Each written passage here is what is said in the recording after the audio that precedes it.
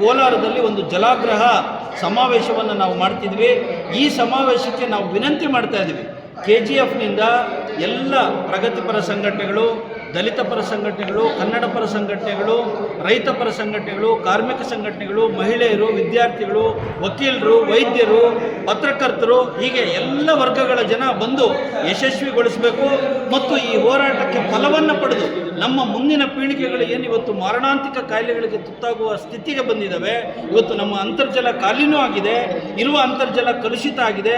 ಅಂಥ ನೀರನ್ನು ಕುಡಿಯೋದ್ರಿಂದ ನಮ್ಮ ಜನರಿಗೆ, ಜಾನುವಾರುಗಳಿಗೆ ಅನೇಕ ರೀತಿಯಾದಂಥ ಕಾಯಿಲೆಗಳು ನೋಡಿ. ಇವತ್ತು ಕ್ಯಾನ್ಸರ್ ರೇಟ್ ಜಾಸ್ತಿ ಆಗ್ತಾ ಇದೆ, ಕಿಡ್ನಿ ಫೇಲ್ಯೂರ್ ಜಾಸ್ತಿ ಆಗ್ತಾ ಇದೆ, ಬಂಜೆತನ ಜಾಸ್ತಿ ಆಗ್ತಾ ಇದೆ ಮತ್ತು ಅನೇಕ ಮೂಳೆ ಸವೆತ ಹೆಚ್ಚಾಗ್ತಾ ಇದೆ. ಈ ರೀತಿಯಾದಂಥ ಅನೇಕ ಸಮಸ್ಯೆಗಳನ್ನು ಅನುಭವಿಸ್ತಾ ಇರ್ತಕ್ಕಂಥ ಜನರಿಗೆ ಒಂದು ನದಿ ನೀರನ್ನು ಕುಡಿಸುವಂಥ ಕೆಲಸವನ್ನು ಇವತ್ತು ಸರ್ಕಾರ ಮಾಡಲೇಬೇಕು. ಆ ನಿಟ್ಟಿನಲ್ಲಿ ಜನರು ಎದ್ದರೆ ಮಾತ್ರ, ಜನ ಮುಂದಕ್ಕೆ ಬಂದರೆ ಮನೆಗೊಬ್ಬರಂತೆ ನೀವು ನೀರಾವರಿ ಹೋರಾಟಕ್ಕೆ ಧುಮುಕಿ, ಪಕ್ಕದಲ್ಲಿರ್ತಕ್ಕಂಥ ಕೃಷ್ಣಾ ನದಿ ನೀರು ನಿಮ್ಮ ಮನೆಯಲ್ಲಿ ಧುಮುಕ್ತಾಳೆ ಅನ್ನುವಂಥ ಒಂದು ಸ್ಲೋಗನ್ ಇಟ್ಕೊಂಡು ಈ ಚಳುವಳಿ ನಡೀತಾ ಇದೆ. ದಯಮಾಡಿ ಎಲ್ಲರೂ ಮನೆಗೊಬ್ಬರಂತೆ ಈ ಹೋರಾಟಕ್ಕೆ ಭಾಗವಹಿಸಬೇಕು ಅಂತೇಳಿ ನಾನು ವಿನಂತಿ ಮಾಡ್ತಾ ಇದ್ದೀನಿ.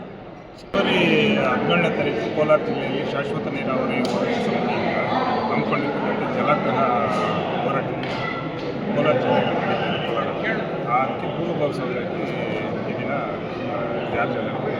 ಪಕ್ಷಾತೀತವಾಗಿ ಸಭೆ ಹಾಗಾಗಿ ಎಲ್ಲ KGF ಸಂಸ್ಥೆ ನಾಗರಿಕರು, ಎಲ್ಲ ಸಂಘಟನೆಗಳು, ಎಲ್ಲರೂ ಸಮಸ್ಯೆಗಳು ಭಾಗವಹಿಸಬೇಕು. ಪಾಲಿಕೆಗೆ ಯಾಕೆಂದರೆ ನಮ್ಮ ಜವಾಬ್ದಾರಿ, ನಮ್ಮ ಜಿಲ್ಲೆಯ ಸಮಸ್ಯೆ ಆಗಿರುತ್ತೆ, ನಮ್ಮ ಜವಾಬ್ದಾರಿ ಕೂಡ ಎಲ್ಲರೂ ಭಾಗವಹಿಸಬೇಕು. ಎಲ್ಲರಿಗೂ ಆಹ್ವಾನಿಸ್ಬೇಕು. ಮಟ್ಟದ ಸಮಾವೇಶ ಮಾಡಬೇಕು ಅಂತ ಇವತ್ತು ನೀರಾವರಿ ಹೋರಾಟಗಾರರು ತೀರ್ಮಾನ ಮಾಡಿದ್ದೀವಿ. ಅದರಂತೆ ಈಗಾಗಲೇ ತಾಲೂಕುವಾರು ಪೂರ್ವಭಾವಿ ಸಭೆಗಳನ್ನ ಮಾಡ್ತಾಯಿದ್ದೀವಿ. ಈಗ ಮಾಲೂರು ಆಗಿದೆ, ಬಂಗಾರಪೇಟೆ ಆಗಿದೆ, ಈಗ KGF ನಂತರ 8ನೇ ತಾರೀಕು ಶ್ರೀನಿವಾಸಪುರ, 10ನೇ ತಾರೀಕು ಮುಳಬಾಗಿಲು, ಈಗ ಸಂಪೂರ್ಣವಾಗಿ ಎಲ್ಲ ತಾಲೂಕುಗಳನ್ನ ಒಳಗೊಂಡಂತೆ ಎಲ್ಲ ಕಡೆ ಪೂರ್ವಭಾವಿ ಸಭೆಗಳು ಮಾಡಿ ಅವತ್ತು 17ನೇ ತಾರೀಕು ಬೃಹತ್ ಮಟ್ಟದ ಒಂದು ಸಮಾವೇಶನ ಮಾಡಿ ಸರ್ಕಾರಕ್ಕೆ ಒಂದು ಎಚ್ಚರಿಕೆ ಕೊಡುವಂಥ ಕೆಲಸನ ಅವತ್ತು ಆ ಜಸ್ಟಿಸ್ ಗೋಪಾಲ್ ಗೌಡ್ರ ಮುಖಾಂತರ ಸರ್ಕಾರಗಳಿಗೆ ಎಚ್ಚರಿಕೆ ಕೊಡ್ತಾ ಇದ್ದೀವಿ. ಇನ್ನಾದರೂ ಈ ಬಯಲುಸೀಮೆ ಜಿಲ್ಲೆಗಳಲ್ಲಿ, ಕೋಲಾರ ಜಿಲ್ಲೆ ಬಗ್ಗೆ ಏನಿವತ್ತು ನಾವು ಶಾಶ್ವತವಾಗಿ ನೀರು ಕೊಡಿ ಅಂತ ಕೇಳ್ತಾ ಇದ್ದೀವೋ, ಈ ಒಂದು ಬೇಡಿಕೆ ಈಡೇರಿಸಬೇಕು. ಮತ್ತು KC ವ್ಯಾಲ್ಯೂ, HN ವ್ಯಾಲ್ಯೂ ಮತ್ತು ಋಷಭಾವತಿ ನೀರುಗಳನ್ನ ನೀವು 100% ಶುದ್ಧೀಕರಣ ಮಾಡಿ ಕೊಡಬೇಕು ಅನ್ನೋ ನಮ್ಮ ಮೊದಲನೇ ಆಗ್ರಹಕ್ಕೆ ಸರ್ಕಾರ ಮಣಿಲೇಬೇಕು. ಇವುಗಳನ್ನ ಸಂಪೂರ್ಣವಾಗಿ ಶುದ್ಧೀಕರಿಸಬೇಕು ಅನ್ನೋದು ಒಂದು ಬೇಡಿಕೆ ಈಡೇರಿಸಲೇಬೇಕಾಗಿದೆ. ಆಮೇಲೆ ಏನು ನಮ್ಮ ಪಾಲನ ನೀರಿದೆ, ಕೃಷ್ಣಾ ನದಿ ನೀರು, ಈ ನೀರನ್ನು ಆಂಧ್ರ ಪ್ರದೇಶದ ಮುಖಾಂತರ ಕುಡಿಯೋ ನೀರು ತರಲಿಕ್ಕೆ ಯಾವುದೇ ಅಡ್ಡಿ ಆತಂಕಗಳಿಲ್ಲ. ನೇರವಾಗಿ ಕುಡಿಯೋ ನೀರು ತರಲಿಕ್ಕೆ ಸರ್ಕಾರಗಳ ಮಧ್ಯೆ ಒಪ್ಪಂದಗಳಾದರೆ ಸಾಕು. ಈ ಯೋಜನೆ ಮೂಲಕ ಈಸಿಯಾಗಿ ಕುಡಿಯೋ ನೀರು ತರುವಂಥ ಪ್ರಯತ್ನ ಆಗುತ್ತೆ. ಹಾಗಾಗಿ ಸರ್ಕಾರ ಈ ಕೂಡಲೇ ಇದರ ಬಗ್ಗೆ ಗಮನ ಹರಿಸಬೇಕು. ಈ ಭಾಗದ ಜನನ ಈ ಶುದ್ಧವಾದ ನೀರು ಕೊಟ್ಟು ಈ ಜನರು ಬದುಕಬೇಕು ಅಂತೇಳಿ ನಾನು ಸರ್ಕಾರನ ಆಗ್ರಹ ಪಡಿಸ್ತಾ ಇದ್ದೀನಿ.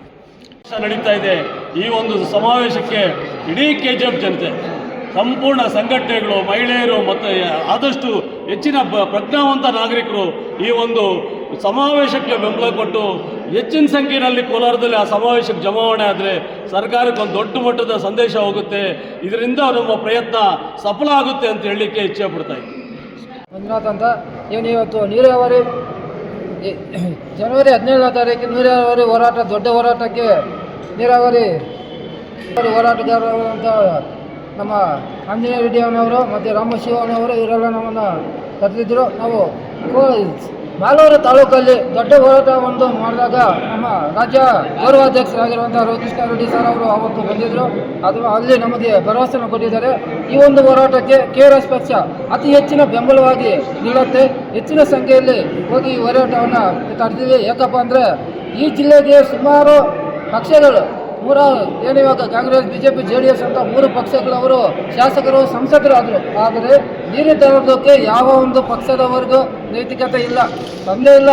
ಆದರೆ ಇವತ್ತು KRS ಪಕ್ಷ ಈ ಒಂದು ರೈತರ ಪರವಾಗಿ, ಜನರ ಪರವಾಗಿ, ಶೋಷಿತರ ಪರವಾಗಿ ಹೋರಾಟ ಮಾಡ್ತಾ ಇರೋದ್ರಿಂದ ಇವತ್ತು ನೀರಾವರಿ ಹೋರಾಟಕ್ಕೆ ಪ್ರತಿ ಬಂಗಾರಪೇಟೆ ತಾಲೂಕಲ್ಲಿ ಮತ್ತು ಮಾಲೂರಲ್ಲಿ ಏನಕ್ಕೆ KGF ಇವತ್ತು ನಡೆಯುತ್ತೆ ಎಲ್ಲ ಕಾರ್ಯಕ್ರಮಗಳಿಗೂ ಭಾಗವಹಿಸ್ತಾ ಇದ್ವಿ. ಹೆಚ್ಚಿನ ಸಂಖ್ಯೆಯಲ್ಲಿ ನಾವು ಈ ಗ್ರಾಮಸ್ಥರನ್ನು ಭಾಗವಹಿಸಿ ಹೆಚ್ಚಿನ ಹೋರಾಟವನ್ನು ಬೆಂಬಲಿಸ್ತೀವಿ ಅಂತ ಈ ಮೂಲಕ ತಿಳಿಸ್ತೀವಿ.